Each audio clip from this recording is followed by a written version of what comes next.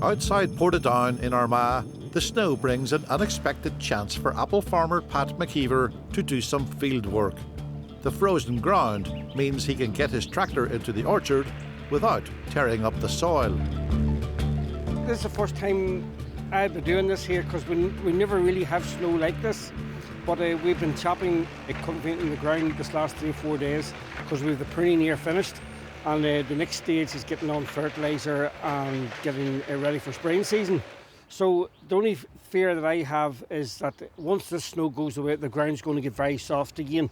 So what I'm actually just doing here today is taking the top off the prunings that's on the ground so it doesn't catch onto the sprayer or the fertiliser sower. It's just to take the top off it that we can get back over, and once the ground dries up again, then we'll go in and we'll give it a good dressing.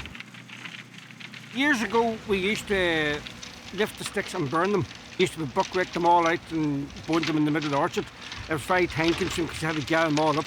While this machine here is if you gather them out into the middle of the rows, at least you can chop them all up and they just rot away and they go back into the ground. We like to have it done before we start to spray because it's not nice to drive over the top of the sticks with the sprayer. If a stick went up into the fan, it would wreck the sprayer. So that's the idea, and get these all chopped up and out of the road and get the heavy stuff out of the orchard. Oh, this is desperate. Like, you not stay out in the orchard too long because it's cold in the feet, it's cold in the hands. I haven't seen snow in the orchard like this before. We're standing in an orchard here at the minute and there's a good 4 or 5 inches of snow in it. It is nice. It's nice to get out. It's very refreshing.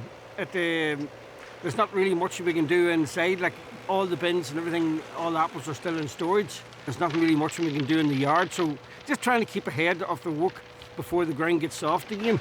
Because that's always in the back of your mind. You don't want the ground wet for spraying season, but we can do nothing about the weather.